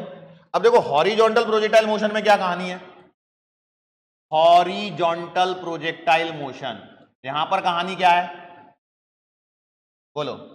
कहानी ये है, ये तुम्हारा ग्राउंड है, ये तुम्हारा टावर है। अब इसमें हर चीज रटनी नहीं है, बस तुम्हें एक बात याद रखना, ये h हाइट से तुम इसे थ्रो कर रहे हो, ऑब्जेक्ट का यहां से थ्रो किया, स्पीड लिया u, ये एंगल है थीटा। सॉरी मेरे को पहले हॉरिजॉन्टल प्रोजेक्टाइल मैंने बोला था ना, हॉरिजॉन्टल प्रोजेक्टाइल में ये नहीं होगा ना, हॉरिजॉन्टल में मैंने ये दिया u।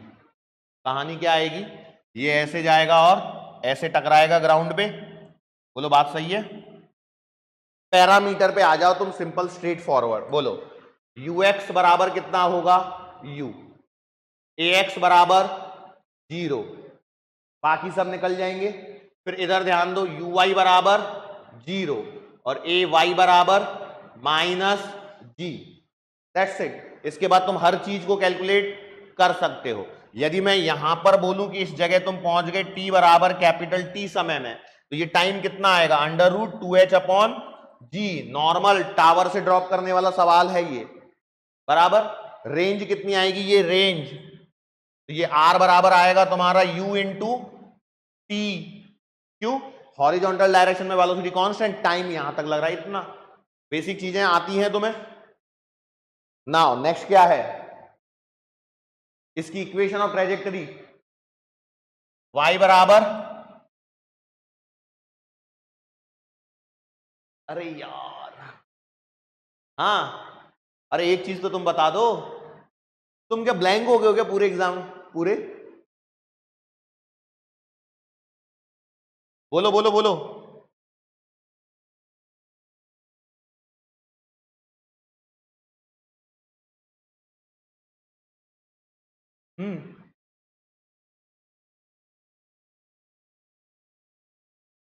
अरे भाई तुम्हारी जो वो इक्वेशन थी ना, y बराबर x tan theta minus gx² upon 2u² cos² theta, उसमें थीटा की जगह 0 डिग्री लिख दो,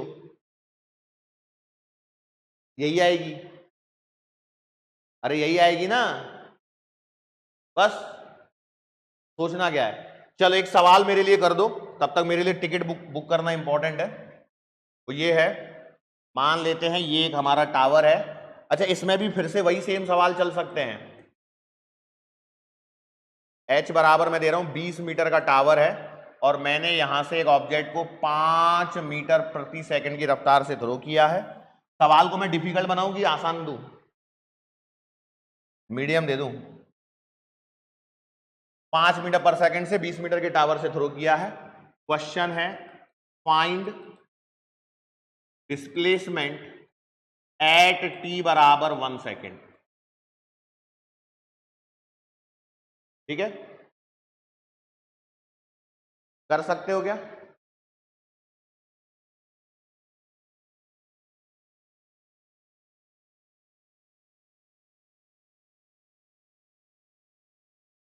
चलो जल्दी जल्दी करो।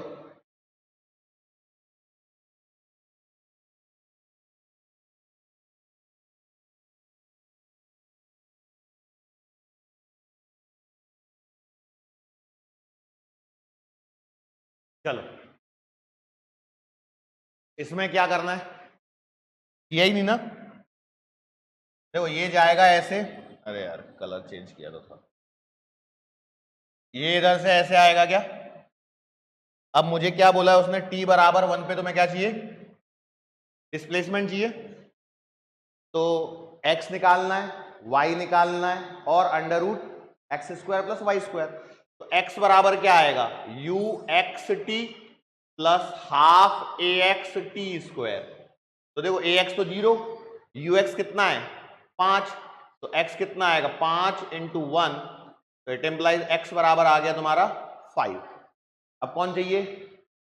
y। तो y के लिए क्या लिखोगे?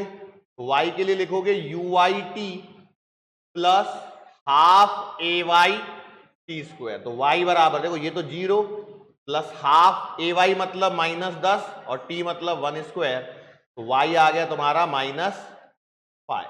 मतलब एग्जैक्टली वो t बराबर 1 पे कहीं मान लेता हूं यहां होगा, इसके कोऑर्डिनेट्स होंगे 5, -5 जो आया है ना, उसका मतलब यह है कि मैंने यहां पर 0,0 लिया है।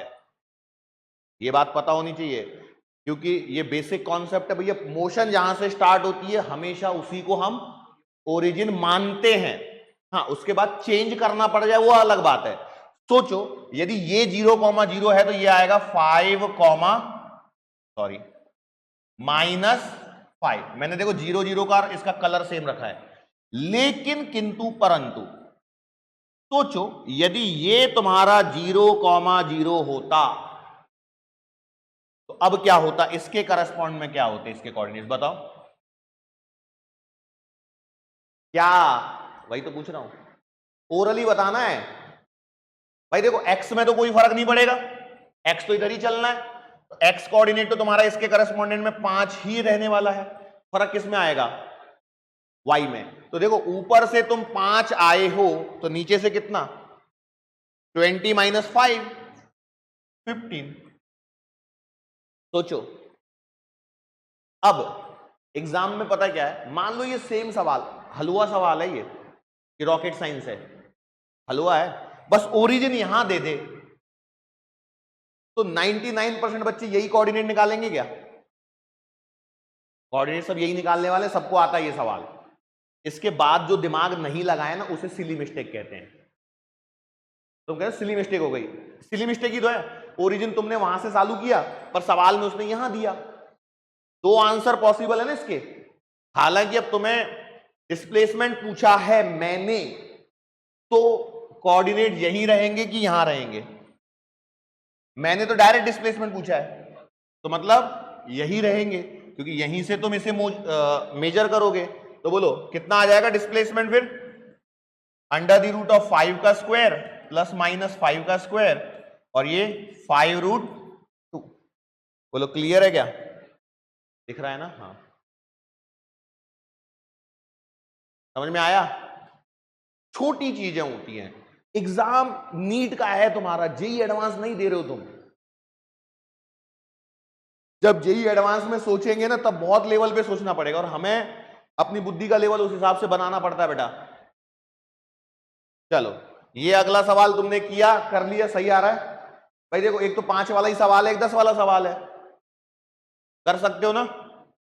सवाल में कुछ नया है क्या? कोई रॉकेट साइंस वाली चीजें हैं क्या? ये तुम्हारा ग्राउंड होगा, तुम्हारा एक 5 से चल रहा है, तो 5 वाला जो है तुम्हारा 5 वाला कहीं यहां ऐसे गिरेगा, और 10 वाला कहीं ऐसे गिरेगा, यही होगा ना? अब तुमसे क्या पूछा है? मैंने सवाल में पूछा है तुमसे distance between them at t बराबर 1 सेकेंड।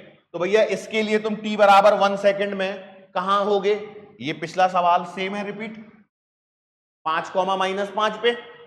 अब दूसरा कौन सा बच गया? ये 10 वाले के लिए। 10 वाले के लिए कहानी क्या हो जाएगी? वर्टिकली तो सेम आएगा, नहीं समझा? देखो इसको यदि मैं अलग अलग कर रहा होता, देखो फिर से समझो सवाल को, ये तुम्हारा मान लो 5 से फेंका, तो क्या होने वाला है? इसकी कहानी ये है कि भैया t बराबर 1 पे ये यही होगा ना, 5 कॉमा -5 पे। कर लिया ना मैंने ये सवाल। दूसरा सवाल मेरा क्या है? दूसरा सवाल मेरा ये है कि भैया मैंने इसे थ्रो किया है कितने से? 10 से। तो अब कहानी क्या हो रही होगी? ये 10 से ऐसे जाएगा, अरे बोला बराबर है, तो x बराबर क्या आएगा? ux into T. तो 10 इंटू 1 मतलब 10, और y कितना आएगा? ut plus half A Y T square, मतलब कितना आएगा? -5। अरे वर्टिकल डायरेक्शन तो सेम है ना, इसके लिए भी और इसके लिए भी, मतलब इसके कोऑर्डिनेट्स कितने आने वाले हैं? 10 कॉमा -5। अब इसको यहां पे आके बना दो। बोलो यहां पे जब तुम बनाओगे तो देखो ये वाला आएगा यहां पर कहीं 5 कॉमा -5, और इसी की सीध में ही ये भी आएगा, और ये कितने पे आएगा? 10 कॉमा -5।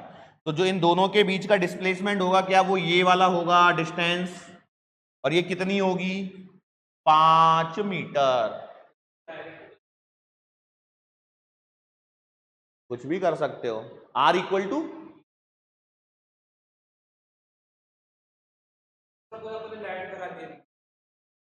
किसको लैंड करा दिया?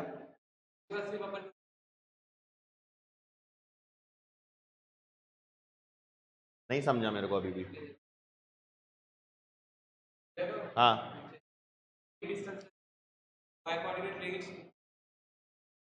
हाँ, ये बिल्कुल, एक्चुअली मैं तुम्हें वही बता रहा हूं कि पहले जो बच्चा सोचेगा, जिसकी प्रैक्टिस बहुत कम है, क्या वो दोनों चीजें ही निकालेगा? भाई वाई कोऑर्डिनेट सेम है, ये तो हमें कॉमन सेंस से आना ही चाहिए। तो निकालना सिर्फ एक्स ही था, यही तो बता रहा हूं मैं कि भाई मैंने ये जो सवाल तुम्हें लगवाया यहां पे, मैं क्यों निकलवाया? निकाला क्यों नहीं, ये बताने के लिए पहले निकाला कि भाई वाई सेम ही आना है, तो निकालने की जरूरत नहीं है। तो अब मुझे ये नहीं मालूम ना कि तुम्हें पता है या नहीं पता है, तो मुझे पहली बार, देखो तुम्हारा और मेरा पहला इंटरेक्शन है। How will I know what do you know and how much do you know? मुझे कुछ नहीं पता। हाँ, तुम मेरे पास साल भर पढ़ रहे होते तो मुझे पता होता कि हाँ तुम्हें ये, मैंने ये चीज बताई है, तो मैं डायरेक्ट बोलता ये तुम्हें याद है या नहीं है। इस समय मेरे को बताना पड़ रहा है, कई चीजें एक्स्ट्रा हो जा रही है, मैं समझ रहा हूं, पर ये अब देखो, क्या ये अच्छा सवाल है? बहुत अच्छा सवाल है। क्या ये डिफिकल्ट है? डिफिकल्ट नहीं है, पर सवाल अच्छा है। चलो, तो ये तुम्हारी भैया हॉरिजॉन्टल प्रोजेक्टाइल मोशन में इससे ज्यादा और कुछ नहीं होता है, वो एक स्टेयर वाला रिजल्ट है, उसको याद कर लेना। क्या छूट गया? अब देखो वेलोसिटी में vx तो तुम्हारा सेम रहेगा, मतलब इसका जो vx आएगा, ये वाला 5 आएगा, ये वाला 10 आएगा, सही बात है। अब इसका जो vy आएगा, इसका कितना आएगा? -10, और इसका कितना आएगा? इसका भी -10। तो अब इनका क्या सेम है? y component. तो रिलेटिव वेलोसिटी कैसे निकलती है बेटा? इसकी वेलोसिटी में से इसकी वेलोसिटी को सबट्रैक्ट करना है। तो भैया देखो, इसकी निकालेंगे तो कितनी आएगी? 10 i कैप -10, और इसकी कितनी आएगी रे? 5 i कैप माइनस, इसमें से इसको सबट्रैक्ट कर दो, आंसर 5 आया। ये जस्ट कोइंसिडेंट है, डेटा ऐसा है, it is just a coincidence. नहीं तो पता लगा एग्जामिनर ने सवाल में वहां 15 लिख के दे दिया गलती से, और तुम अभी भी 5 ठोक के आए, क्यों? क्लास में तो किया था। हाँ ठीक है, तो ये इतना सफिशिएंट है। तो ये तुम्हारा मोशन इन अ प्लेन का कॉन्सेप्ट लगभग क्लियर है। अब इसके बाद एक्चुअली इसमें बचता है देखो रिवर बोट और वो सब चीजें, पर रिवर बोट और वो सब चीजें वेक्टर वाला पोर्शन है, तो मैं उसको अभी मैं यहां पे लूं क्या, थोड़ा सा कॉन्सेप्ट थोड़ा सा बता देता हूं। देखो भाई, रिवर बोट प्रॉब्लम और रिवर बोट प्रॉब्लम, इसमें कहानी क्या है, एक बल बिल्कुल देखो स्ट्रेट फॉरवर्ड चीजें होती हैं। स्ट्रेट फॉरवर्ड चीजें ये है कि velocity of boat with respect to river क्या आएगी, velocity of boat minus velocity of river. बस ये 2 डायमेंशनल मोशन होती है, बस इतना खेल है। खेल ये है, ये तुम्हारी होती है रिवर। रिवर, इस रिवर में जनरली हम इधर ईस्ट लेते हैं, इधर वेस्ट लेते हैं, इधर नॉर्थ लेते हैं, इधर साउथ लेते हैं। उसके बाद ये नदी की चौड़ाई width of the river W लेते हैं। जनरली हम रिवर को ईस्ट डायरेक्शन में ही फ्लो कराते हैं, VR कॉन्सेप्ट समझते समय पे। यहां से यहां हमको जाना होता है। अब यहां पर क्या है, टर्मिनोलॉजी इंपॉर्टेंट है। देखो VR क्या होता है बेटा, वेलोसिटी ऑफ रिवर या करंट या स्ट्रीम, यही 3 वर्ड होते हैं। अब मेन चीज है VBR को समझना। ये क्या है, velocity of boat with respect to river. लेकिन इसके लिए कुछ कुछ नाम और यूज किए जाते हैं डायरेक्ट। कौन कौन से, इंजन स्पीड, इंजन स्पीड या मोटर स्पीड जो भी है तो बोलो। इसके अलावा boatman wants to row, boatman wants to row, तो वो जो वांट्स टू रो है वो भी VBR होता है। इसके अलावा velocity of boat in still water, ठहरे हुए पानी में रफ्तार, ये भी तुम्हारी क्या होती है, VBR। पूरा खेल है VBR को समझना, ये तुम्हें याद होना ही चाहिए भाई।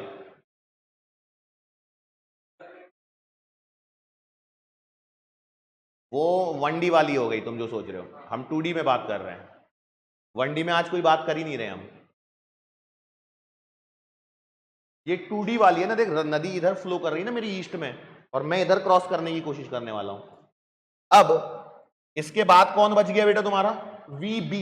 VB क्या होती है, velocity of boat with respect to ground, मतलब velocity of boat as seen from shore या ग्राउंड। ठीक है। अब यहां पर हम शुरुआत कैसे करते हैं भैया, बोटमैन को कहां लगाते हैं, बोलते हैं वर्टिकल से थीटा एंगल पे उसने कोशिश शुरू करी, तो ये आया तुम्हारा VBR। अब इसमें क्या हो जाएगा, VBR के 2 कंपोनेंट, एक इधर और एक इधर। ये वाला कंपोनेंट क्या आएगा, VBR cos थीटा, ये वाला आएगा VBR sin थीटा। इसमें कोई दिक्कत, इसको जब मैं वेक्टोरियली सॉल्व करूंगा तो एग्जैक्टली मेरे पास में कहानी क्या हो गई, ध्यान से देखना। एक तुम्हारा इधर है VR, इधर कौन है VBR cos थीटा, और इधर कौन है VBR sin थीटा। बात सही है। अब तुम्हें नदी किधर क्रॉस करनी है, इधर से इधर। तो पहला इसको थोड़ा सा और आगे बढ़ा रहा हूं मैं, जगह कम है, अगले पेज पे जा रहा हूं। देखो अब क्या बन जाएगा, इधर में एक आएगा VR और एक क्या आएगा माइनस VBR sin थीटा। ये समझ में आया क्या, और ये वाला VBR cos थीटा। ये कैसे हुआ भाई, देख इसको माइनस किया ना, ये VBR sin थीटा इधर है, इसको उधर मार दिया तो माइनस हो जाएगा इसमें से। यस, तो ओवरऑल इसका जो रिजल्टेंट आएगा क्या, वो ये रिजल्टेंट आएगा और ये होगा VB। तो VB कितना आएगा, under the root of VR minus VBR sin theta का whole square plus VBR cos theta का होल स्क्वायर। भाई एक वेलोसिटी का ये इधर आ गया और एक इधर आ गया, दोनों का स्क्वायर करके रूट। मेन सवाल जो इसमें पूछते हैं वो है टाइम टू क्रॉस रिवर। बोलो टाइम क्या आएगा, डिस्टेंस अपॉन V रिलेटिव। तो डिस्टेंस कितनी W और V कितना, देखो ना। तो मैं नदी को इधर क्रॉस करना है तो नदी को क्रॉस करा कौन रहा है? वीआर करा रहा है? नहीं, वीआर तो नदी की स्पीड है। क्या वीबीआर करा रहा है? नहीं, वीबीआर किसकी स्पीड है? इंजन की, या स्टिल वाटर में। नदी को क्रॉस करा रहा है वीबीआर कॉस थीटा। हाँ, तो भैया ये आ जाएगा वीबीआर कॉस थीटा। दूसरा सवाल यहां पर क्या पूछा जाता है? Shortest time.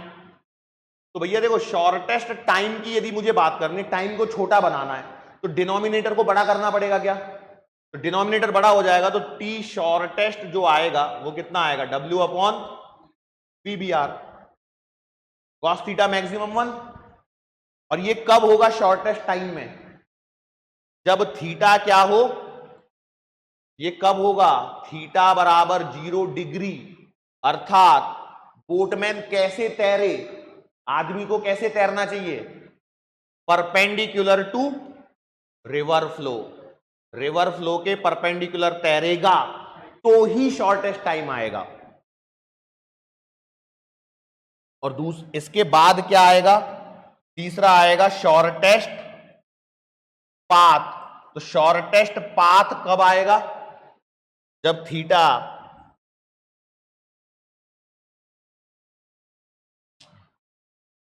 देखो, ये जो VB है ये किधर आ जाए?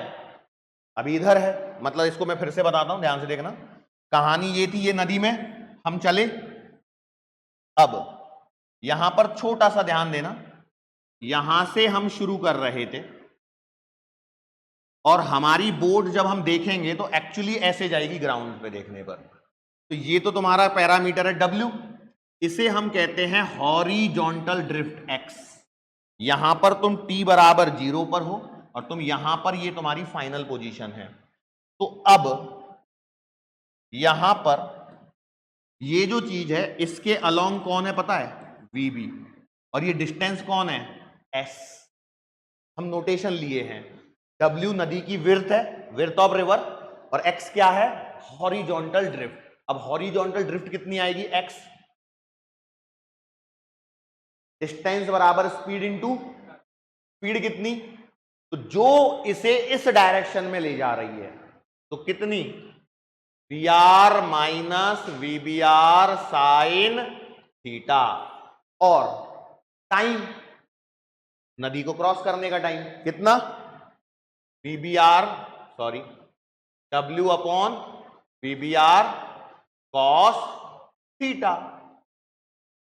अब यदि मुझे शॉर्टेस्ट पाथ का क्या मतलब है? शॉर्टेस्ट पाथ का मतलब है x बराबर, मतलब ये इधर ना जाते हुए इधर जाए सीधा। तो उसके लिए x बराबर 0 करने के लिए कंडीशन होगी कि भैया x 0 कब होगा? जब ये 0 होगा।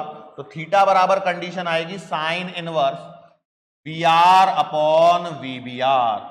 कंडीशन क्या आएगी बेटा? VR upon VBR। इसमें भी क्या होता है? VR और VBR में जो बड़ा होता है उसे नीचे रखते हैं और जो छोटा होता है उसे ऊपर रखते हैं। डायरेक्ट ट्रिक यही याद रखनी है। अभी हम इसकी गहराई में नहीं उतरेंगे। अरे क्या जरूरत है भाई, अभी दो, हाँ क्या जरूरत है भाई? 20 दिन 30 दिन बचे तेरी एग्जाम में, कोई नीड नहीं है। जब वो तुमको भी तो कराया होगा ना डेरिवेशन इसका, ऐसा थोड़ी कि नहीं कराया होगा।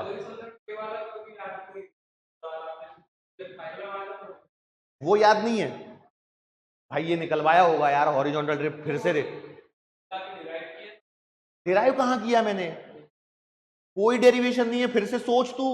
मैंने ये क्या लिखी है? स्पीड और वो टाइम। देख इधर, देख इधर, देख इधर, देख तू कहां गई भाई? देख, ये रही speed VR minus VBR sine theta, और टाइम कहां निकाला है मैंने? ये रहा टाइम। दोनों का मल्टीप्लाई तो किया है, तो डेरिवेशन कहां है? इतना मत सोच, कुछ लिखना तो नहीं है तुमको?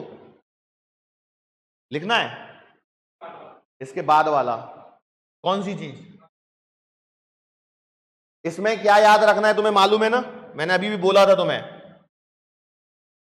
न्यूमरेटर छोटा रखना है और डिनोमिनेटर बड़ा रखना है, लेकिन VR और VBR में से ही। VR और VBR में से ही। अब हालांकि देखो मेरे पास तो बहुत सारे और भी सवाल हैं और भी हम इसमें कर सकते हैं, लेकिन अभी उसमें इतनी गहराई में उतरने नहीं चाहते हैं। मतलब तुमने वो भी पढ़ा होगा, क्या बोलते हैं, ट्रॉली पे चल रहे हैं, उसमें से बॉल फेंक दी, पता है क्या करते हैं उसमें? ट्रॉली की स्पीड को ऐड कर लेते, बस। नहीं मालूम आ रहा क्या? एक ट्रॉली चल रही है, उस पे से हमने प्रोजेक्टाइल थ्रो किया है ना, करवाया होगा। मैं बताता हूं, 1 मिनट लिख देता हूं, थोड़ा सा लिख लो जो लिखना है। देखो भाई ऑनलाइन वालों, मेन ये है कि तुम्हारे लिए ये क्लास अवेलेबल इसीलिए हो पा रही क्योंकि ये लोग बैठे हैं। यदि ये लोग ना बैठे हो तो ये शायद मैं क्लास रिकॉर्ड करता भी नहीं इतना अलग से स्पेशली। इसका फायदा उठाना है, मैं कोशिश कर रहा हूं बीच बीच में तुमसे कनेक्ट करने की, लेकिन अभी मेन क्या है, समय कम है, तो समय के हिसाब से ही हमको चलना है, चीजों को उसी हिसाब से हमें देखना है। रेनमैन कराऊं क्या? जरूरत नहीं है रेनमैन। बारिश हो रही है, छतरी पकड़नी है, हाँ उल्टा करना है किसका? Velocity of rain with respect to man का क्या कर दो? उल्टा। हाँ याद आ रहा है? और एक चीज और होती है, वो तुमको वो कराए होंगे, ट्राइंगल पे 3 पार्टिकल हैं, एक दूसरे की तरफ चलना चालू करते हैं तो वो किस टाइम पर मिलेंगे? एक ट्राइंगल का फिर एक रेक्टेंगल का कराएगा सवाल, तुम्हें याद नहीं आ रहा क्या? ये है ट्राइंगल, इस पे 3 पार्टिकल हैं जो एक दूसरे की तरफ चलना चालू करते हैं। ये इधर चल रहा है V से, ये इधर चल रहा है V से, ये इधर चल रहा है V से, तो ये कहाँ मिलेंगे? तो इसके लिए हम क्या करते हैं, देखो ऐसा एक डायग्राम बनाते हैं, ऐसे ऐसे आता हुआ, फिर इसका ऐसे जाता है, फिर ये वाला ऐसे आता है, ऐसे गोल गोल करते हुए सेंटर पे हम मिलाते हैं, तो ये टाइम कितना आएगा, ये सवाल होता है। हाँ मैं अभी करा ही देता हूँ क्योंकि डीपीएस में डाला नहीं डाला मैं भूल गया, तो इसका मैं रिजल्ट लिखवा देता हूं तुम्हें डायरेक्ट। हाँ T बराबर आएगा A/V 1 minus cos 2 pi upon n। n क्या है?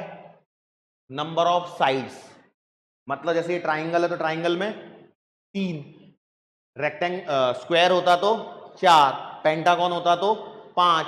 अब तुम देख यहां पे 3 रख दे, यहां पे 3 रख n की जगह, तो ए क्या है?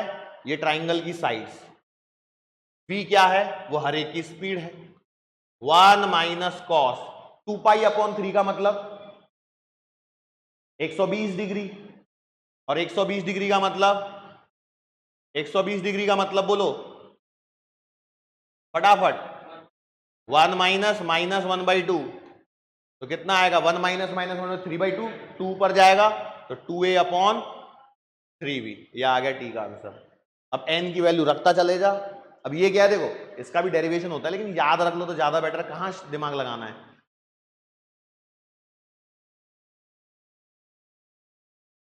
रेनमैन का velocity of rain with respect to man को क्या करना है? उल्टा। वो आएगी अम्ब्रेला की डायरेक्शन, वो भी एक मिनट बस, मतलब ज्यादा से ज्यादा 10, हमारा 5 मिनट का सेशन और बचा है। 2 चीजें बतानी है मेरे को। एक रेनमैन प्रॉब्लम की कहानी समझ लो बेटा। रेनमैन प्रॉब्लम, इसमें सिंपल सी बात ये होती है कि तुम्हारी वेलोसिटी ऑफ रेन ऐसे होती है जनरली, आदमी तुम्हारा कुछ ऐसे चल रहा होता है, ऐसे Vm होता है, तो जब तुम डायग्राम बनाते हो तो तुम्हारे पास कहानी ये आती है, ये हो गई तुम्हारी Vr। यदि मेरा आदमी इधर चल रहा है तो ये क्या आ जाएगी? Vm। तो इन दोनों से मुझे क्या मिलेगा? ये माइनस Vm है, सॉरी, तो Vr माइनस Vm, क्योंकि ये तुम्हारा Vm था, तो ये रिजल्टेंट क्या आएगा? Vrm। क्यों? क्योंकि velocity of rain with respect to man को क्या लिखूंगा मैं? Velocity of rain minus velocity of man ना, तो मैन की वेलोसिटी को उल्टा करो और वेक्टोरियली जोड़ दो तो तुम्हें क्या मिलेगा? Vrm। अब तुम्हें जो अम्ब्रेला होल्ड करना है वो करना है कैसे? VRM का उल्टा। अब यहां पर इंटरेस्टिंग बात क्या है, एंगल हम पकड़ते हैं वर्टिकल से। क्यों? बारिश ऐसी होती तो वर्टिकल से एंगल देखते हैं हम लोग। हाँ, तो अब यदि ये थीटा है तो ये क्या आएगा? अरे ये थीटा तो यही थीटा ना। अब इसको तुम बना लो राइट एंगल ट्राइंगल। देखो ये और ये बराबर है क्या? देख लो, ये इसमें ये है तुम्हारा VM, ये है तुम्हारा VR, ये है तुम्हारा एंगल थीटा, ये है तुम्हारा VRM। कोई दिक्कत? अब थीटा ये है तो तुमको साइन थीटा के टर्म्स में यदि चाहिए तो क्या लिखूंगा बोलो? VM upon VRM। तो मैं कॉस थीटा के टर्म्स में चाहिए तो PR अपॉन VRM। रिकॉर्डिंग चल रही है। और टेन थीटा के फॉर्म में लिखना है तो टेन थीटा के फॉर्म में बोलना बेटा। अरे VM अपॉन VR। भाई क्यों उल्टा कर रहे हो जबरदस्ती? VR अपॉन VM क्यों होगा? थीटा इधर है ना तुम्हारा। भाई थीटा इस समय ये है तो इसके सामने परपेंडिकुलर होगा। Don't get confused. वही बोला था क्या? तो मुझे यहां तक आते आते VR अपॉन VM सुनाई दिया क्या? क्या चक्कर है भाई? एक ये हो गया। एक लास्ट और मुझे जो बताना है ये है, रिजल्ट ही है एक तरह का, समझ लो। रिजल्ट के तौर पे शॉर्टकट में मैं बता रहा हूं। ये ऐसे तुम्हारे पास कहानी है। यहां पर मान लेते हैं ये है D1 डिस्टेंस और एक शिप चल रहा है इधर से V1 स्पीड से। एक यहां पर शिप चल रहा है इस साइड में आ रहा है V2 से, और ये वाली जो दूरी है वो है D2। तो ये कहां मिलेंगे और कितनी देर बाद मिलेंगे और वो शॉर्टेस्ट डिस्टेंस क्या होगी, इसका सवाल आता है। पता है या नहीं पता है? देखो इनिशियली इनके बीच की दूरी ये होती है, लेकिन ये कभी भी दी हुई नहीं होती है। एग्जैक्टली सवाल क्या पूछते हैं? एग्जैक्टली सवाल ये पूछते हैं, when the distance between them will be minimum, या what will be the minimum distance between them. अब यहां पर क्या है ना, देखो D1 V1 D2 V2 ये सब है तुम्हारे पास न्यूमेरिकल डेटा। ये क्या है? सब न्यूमेरिकल डेटा। तो T जो आएगा वो आएगा D1 V1 plus D2 V2 upon V1 square plus V2 square. और जो शॉर्टेस्ट डिस्टेंस आएगी वो आएगी D1 V2 minus D2 V1 upon under the root of V1 square plus V2 square.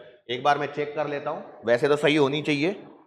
हाँ, ये रिजल्ट है। चिप वाला सवाल 2017 में आया था, उसके बाद से आया नहीं है। पर यदि पेपर एग्जामिनर को खतरनाक बनाना है तो वो कोशिश करेगा ऐसी कुछ तो भी अतरंगी चीजें डालने का, क्योंकि हमें नीट के हिसाब से सोचना है अभी रीनीट होने तक। तो मैंने रिजल्ट डायरेक्ट बताए, अदरवाइज इसके कॉन्सेप्ट भी होते हैं कि रिजल्ट कैसे डिराइव करना है। और ये था हमारा लास्ट पॉइंट। 2017 का PYQ खोल के एक बार देखना भाई, 2017 में ही था जहां तक मुझे अच्छे से याद आ रहा है। और इसको कर लेना। ये क्या है? शिप है ये दो। तो मेरे पता है बेटा ये। तो ये हमारा था लास्ट टॉपिक। आज का मोशन इन अ प्लेन यहां पे खत्म होता है।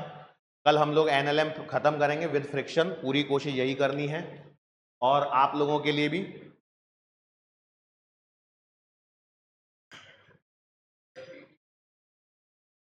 PPT में बना नहीं पाया, कल बना दूंगा। कल NLM है तो विद PPT ही आऊंगा, कोशिश यही करूंगा PPT बनाऊं, क्योंकि NLM को कवर नहीं कर पाएंगे, नहीं तो सम अप करना मुश्किल हो जाएगा। जैसे यूनिट्स की PPT थी, क्यों थी? क्योंकि वर्नियर कैलिपर्स और उसके लिए जरूरत थी क्वेश्चंस फ्रेमिंग में बहुत टाइम लग जाता था। इसमें इतना प्रॉब्लम नहीं था काइनेमेटिक्स में, इसलिए हमने इसमें बिना PPT के काम किया। पर कल NLM में WPE में rotation gravitation, WPE work energy power, फिर रोटेशनल और ग्रेविटी, इनको एक एक चैप्टर में एक एक लेक्चर लेंगे। उसके बाद फास्ट फॉरवर्ड में हम सीधा इलेक्ट्रोस्टैटिक्स 2 लेक्चर का जो टॉपिक है उसको एक ही लेक्चर में 1 और 2 हाँ हाँ हाँ, वही तो मैंने बोला, WPE रोटेशन ग्रेविटेशन। बेटा उसमें इतना टाइम वेस्ट करके कोई फायदा नहीं है, हाई वेटेज वाले चैप्टर छूट जाएंगे फिर, क्योंकि हाई वेटेज क्लास 12 के चैप्टर है, उनको हमको पहले कवर करना है। ठीक है, तो यहीं रुकते हैं, थैंक यू सो मच। कल सुबह फिर से वही अपना 8:30 बजे मिलते हैं।